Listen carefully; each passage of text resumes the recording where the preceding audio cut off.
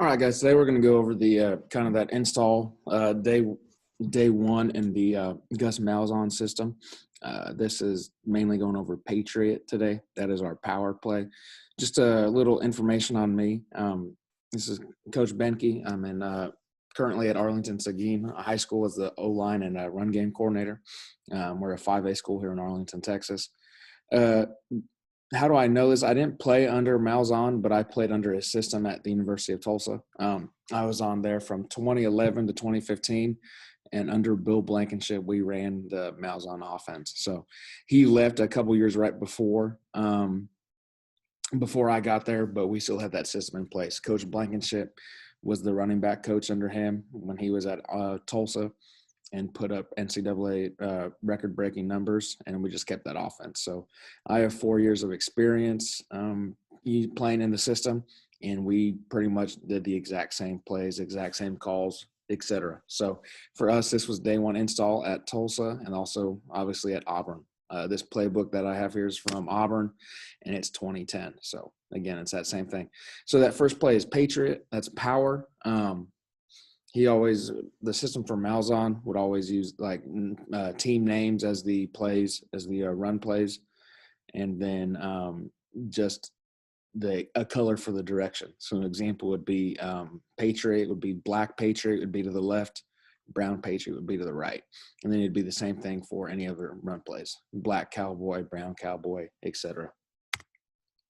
So going over Patriot, in this diagram, this would be brown Patriot. I know it's might be tough to see, but we have this is where the tight end or H-back is kicking out. He is the kick out block in power. And then the backside guard is skip pulling or wrapping around for that play side backer. We did this a lot at Tulsa. We did it more out of the I formation with a heavy formation in 2012, the year we won the conference championship in Conference USA. But Auburn mainly used it as a H-back. And you'll see in kind of the clips shown here in a second that you can do it out of multiple formations. The easy way to teach it for me, and we run this at Seguin as well, is the front side of the play. So if it's brown Patriot, that front side, the right side, pretty much tackle through center, we're blocking down. So that tackle is blocking down. It can be a 4, it can be a 3. If there's nobody there, he would climb to a backer. Same with the guard. We like to scheme it up week by week to where we can get a good double team, but sometimes you're not able to if there's even numbers in the box or equal numbers. So sometimes you just have to go down. But again, we'd like to have a double team on this one. In this diagram, this is that twins formation. So we have a 3-by-1 set with the H-back and 2 receivers. So again, that H-back is kicking out. We kind of teach it here as a banana path or J path. We want to form like a J to kick out. That didn't show up at all, but we want to make sure that he's kick out and we can have our hips and our back turned so it creates an alleyway. Right here, we have the play side guard and tackle, double teaming the defensive tackle to the backside backer, while the center blocks back on the one technique. And then backside tackle is obviously we call it seal and hinge. He's sealing that B gap and hinging, trying to protect B gap. We don't want any backers or D linemen running through following the guard. In this case, I always teach it as for the puller, if you pull right, I want you to hit with your right shoulder. Obviously, I know it's not going to happen all the time, but we want to be inside out on the linebackers. You'll see here in a couple clips where if the puller were to pull right and hit with his right shoulder, it would open up that inside. Running back wise, we're aiming for the hash. So example, if we were right on a hash, we're running right down the hash. We want this an A to B gap. This is a inside play. We don't really want to bounce it outside. All right, so this is an example of Black Patriot. This is from a Auburn film against Ole Miss in 2016, I believe. So we have the H-back here. We're running Black Patriot, so it's going to the left. Just I'll draw it up real quick. We're motioning this guy across, and we're hoping that this backer goes with him. As you see here in a second, it does not, so it adds an extra guy to the box. So we have our tackle and guard right here, right? We're double teaming. It would be the backside backer, right? Backside, center is back, and we have this tackle, seal and hinging, and B gap to protect the guard. The tight end is coming right off the tackle's butt, and he's kicking out the first guy he sees. So this will be this backer, or this walked up backer. Backside guard is pulling. He's skip pulling or wrapping. We teach a skip pull here at Seguin, but it kind of depends on the tackle or the guard in this case. I liked what Coach Bean Boss at OU said, that he teaches a skip pull, but if he has guys that are better doing it, how that naturally, he'll keep it like that. Sometimes we can overcoach it.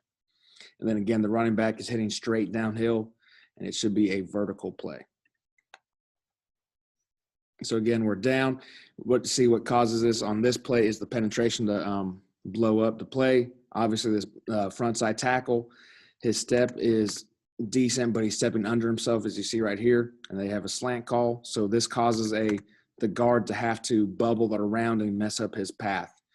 In reality, he should be coming down for this backer, and this guy should go with the jet. But obviously, he does not fake he does not go with that jet motion. So if I'm guessing, Malzahn probably ran Steeler, which is the jet sweep, because he's not going with it. But again, we kind of mess up the play. We don't get a great play. But again, in 2nd and 10, we get 2-3 yards. Again, we'll show that one again. So we're here. Again, what causes the play to kind of get screwed up is just that penetration. Again, follow your guard. All right, next example. This is good by the pulling guard. This is an example when I say pull left, hit left. So again, he's pulling left, and you can see he's kind of hitting with his shoulder. Again, not too bad, and I like the physicality. He needs to be this should be a better play, but the double doesn't come off. So if we notice here, again, we should be doubling down, tackle guard for this backside backer, and the guard is wrapping around. But as you see here, we do not get off on that double team. This is where they do a good job, and this is kind of a usually a common mistake in the first couple days and even games, is that we really focus on the double teams. We don't have our eyes on the backer as a double team. But again, good by the guard, hits the first guy he sees inside, even though it's not really his guy, and crushes him. And in this case, he takes up 2. Again, this is why we run power. In this case, Patriot it's a physical play. Again, good by the pulling guard, breaks it down. Again, first down, we get 9. Next example is a Brown Patriot. And again,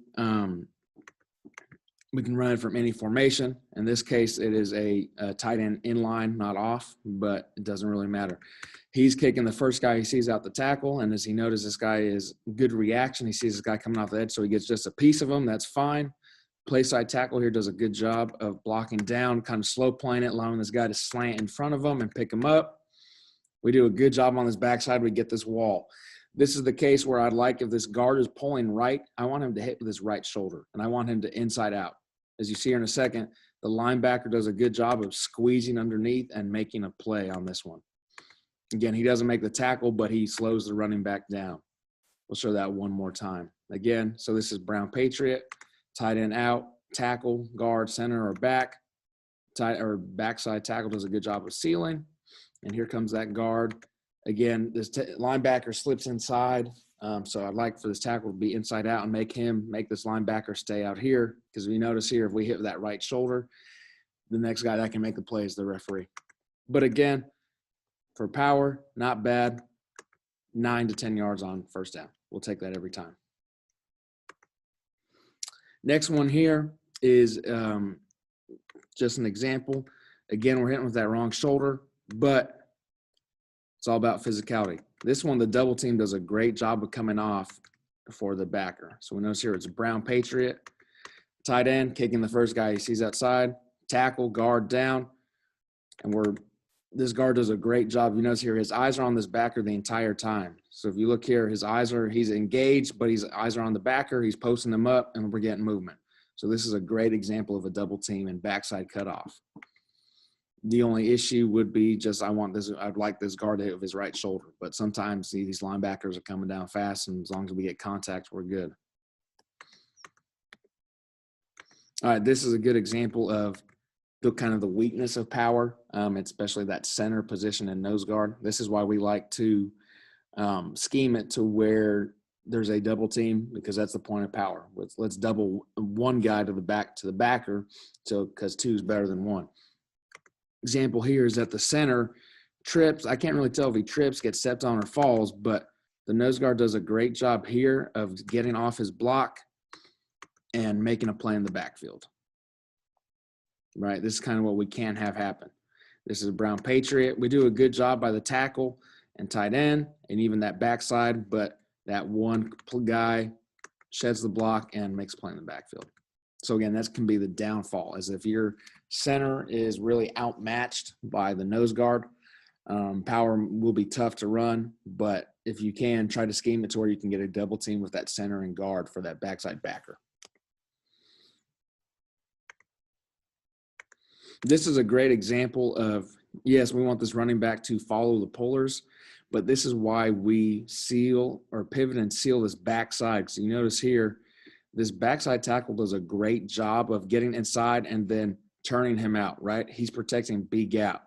We have a big wash here in the middle, and we have a pulling guard. Now notice this running back could follow the guard and get the 1 yard needed on this one. But he sees that the backside tackle does a great job of pivoting and sealing this backside and opening up B gap, and he hits it backside. So this is a great cut. At Tulsa, Coach Johnson was the O-line coach there for me for 4 years, Denver Johnson. And Coach Walls of Run the Power was the GA for 1 year. And our favorite saying was, linebackers shall overrun. You notice here, you run power. If you're a team that runs power a lot, teach your running backs to also look backside, because this is a common thing. We see the puller, linebackers are taught to flow over the top. If the tackle does a great job of sealing that B gap, this is what can happen. Getting a big play, picking up the first down. And again, if the receiver gets a decent block on this one, he might be gone. But again, that's a great job just knowing that these linebackers are going to overrun. We have that backside cut off, so great job here by that left tackle, and it's a big play. All right, here we go. This is, again, Brown Patriot with an inline tight end. This left guard does a great job of kind of bubbling around the penetration. So, again, that's would be a minus by this play side guard, but he stays on him. But this is a great example when I say pull right, hit right. So you notice 77's pulling to his right. He's going to hit with his right shoulder, and it's going to open up this inside gap. And this is a huge play. Again, there's a flag. I don't know where the flag was, but this is why we run Patriot. Again, if you notice here, the game situation, we're in the fourth quarter. We're already Auburn's already up big, but this 2nd and 1, in this game alone, before this play, Auburn has ran power, Patriot, or cowboy, which is counter, a total of 20 times, and you just keep chopping wood, right? Eventually, those 3 or 4 yard plays are going to turn into big plays. So great job here. Center, 64, does a decent job of climbing up. I'd rather he gets beat over the top, but at least this is a great effort. But again, this is made by the double team and the wash, and then this pulling guard pulling right, hitting right, and opening up that inside gap.